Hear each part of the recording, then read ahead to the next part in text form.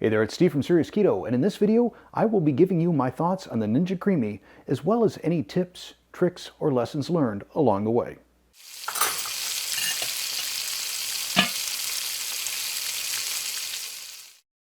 Now, while I was one of the first people I'm aware of to get a Ninja Creami, I'm definitely not the first to do a review out here on YouTube.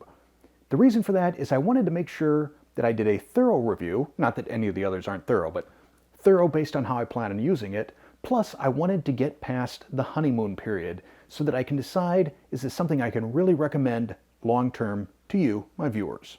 What makes the Ninja Creami different from other ice cream makers is that it's not so much an ice cream maker as an ice cream transformer. I don't know if that makes sense, but what you do is for any given recipe, you create it and put it into one of these pint jars and then freeze it. And then you place it in the Ninja Creami, where this blade here will cut through whatever it is, the ice cream, the sorbet, the gelato, and make it creamy. There are a number of different settings on the Creami. There is ice cream, light ice cream, which is probably going to be the one we use most, gelato, sorbet, smoothie bowl, milkshake, mix-in, and respin. And I'll cover most of those as we go through this review. But first, we're going to start with the unboxing. So I just got my Ninja Creami delivered by Amazon, and I wanted to shoot at least the unboxing first, and I'm doing this sort of low fidelity with my iPhone, just because I didn't feel like doing a full lighting setup and camera setup. First thing that I notice is the box is looking rather beat up. It didn't come in its own shipping box, and you can see the corners looking a little beat up. Bottom of the box dented in, torn. Ooh, and even the underside is falling open. We got the manual here, and it's looking like the stuff inside is fairly intact. Got a couple of ice cream jars here, spare lid. Then we get to the important part. This is the part I'm concerned about. Doesn't appear to be any sort of damage to it. So I guess it's time to read the manual and figure this thing out and make some ice cream. For the first test, we're going to go as simple as possible. I took this pint container and just put watermelon in it, kind of smudging it down so that it's even at the pint line. Let's see how well this creams up, and then we'll see what my taste tester, Colton, thinks. We have our watermelon here, frozen solid after a night in the freezer. We'll place that into the base container, then snap on the lid with the blade. Put it into our Ninja Creami and turn it counterclockwise to raise it up, and then, power.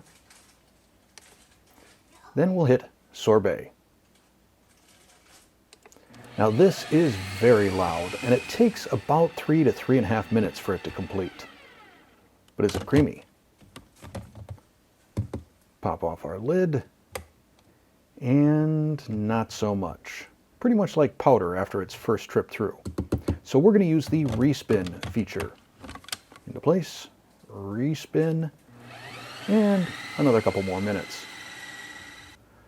Still, the texture is not where I want it to be yet. Definitely not creamy, so back in for another respin. After 2 respins, we've got the texture that we want for our sorbet. So now I'm going to take it to my taste tester, Colton. Would you like to try some watermelon sorbet? Okay. You know what that is? It's like ice cream. Ice cream. You want to try some? Ice cream. You want to try some watermelon ice cream? Ice cream. It's going to be a little cold. No. Mmm. Mmm. How is that? You want more? More. Mmm. Nothing but watermelon in there. That's it. No extra sugar or anything. So it's mommy and daddy approved. Do you like it? I think you like it. All right. A request I've gotten from a number of my viewers is to try using Keto Chow in the Ninja Creami.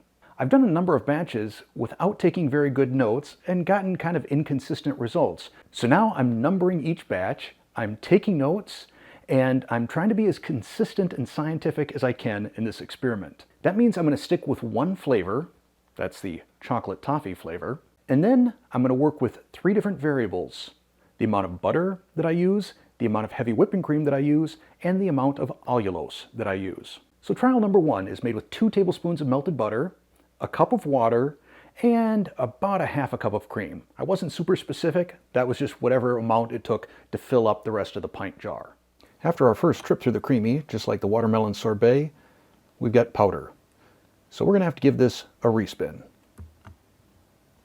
After the first respin, we've got a very nice texture here.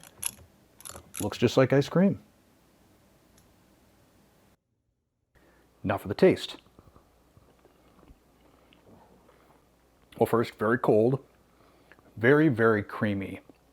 And by that, I don't just mean the texture-wise, but the heavy whipping cream, there's definitely sort of a mouth coating feel to it. Not unpleasant. Now the thing with ice cream is cold tends to blunt flavor, and as a result, it does feel a little bit underpowered if you're used to traditional ice cream. But if you're keto and your taste buds have adapted to less sweet things, this might be right in your wheelhouse. For trial number 2, I used a half stick or 4 tablespoons of butter, no heavy whipping cream, and 1 teaspoon of allulose, then water to get up to the pint mark. This did require 2 respins to get creamy.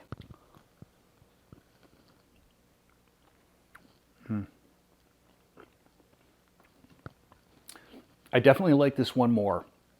The butter pairs perfectly with the toffee. It tastes richer, it tastes more like toffee, and it's got a better mouthfeel. It doesn't have that mouth coating thing. And what's wild is you can see batch number 2 is already melting like traditional ice cream. Batch number 1, which is over 10 minutes old, no melting at all. It's definitely softer. We'll have another taste.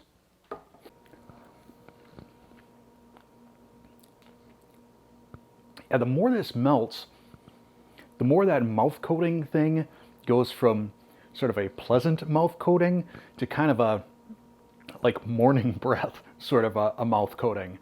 So far, batch number 2, definitely better.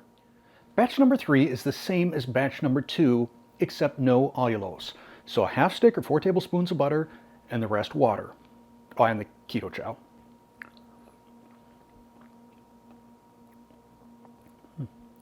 I wouldn't say that there's a massive difference in terms of sweetness between batch 2 with the allulose and this batch without, but there's definitely a difference in mouthfeel.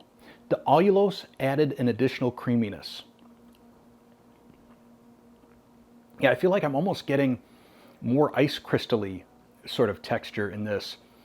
And then just the way it finishes on my palate, definitely I think allulose is the ticket. So I'm going to continue to try and dial in the ideal formula for Keto Chow ice cream. I'm not going to take you through all of the iterations, but if I have any spectacular failures, I'll let you know about that. And once I have the formula dialed in, I'll let you know about that. But I think that's all the testing I can do today. So we're going to take a little break, and then I'll be back.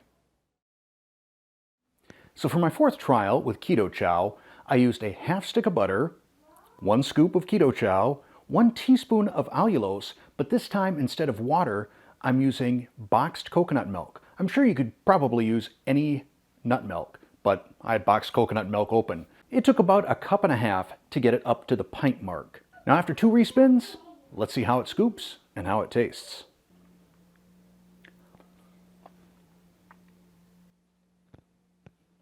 I think this may be the winner. I love the buttery taste. It doesn't have that super mouth coating feel. And I also don't have those ice crystals now. So I think this is good enough. But what if you're not a Keto Chow fan? Well, I decided to make my sour cream lemon sherbet recipe, which I'll link to right up there. I ran this through the Ninja Creami on the gelato setting, and it required only 1 pass through. It did not require a respin. I can tell you already the texture, very creamy.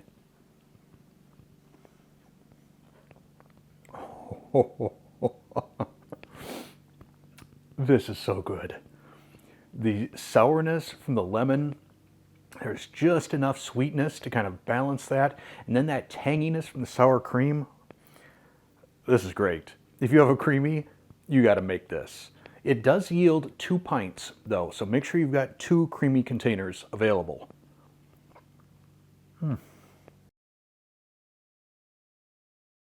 Next, we're going to test the mix-ins feature, and to do that you need to create a little well down in the bottom of your ice cream and then fill it up with whatever you want to mix in.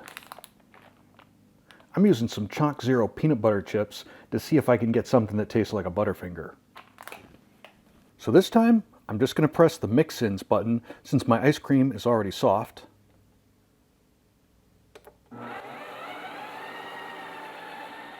This is definitely spinning slower and more quietly. Now what's cool is I can see that it didn't totally demolish these chips. You can still see the chunks in there.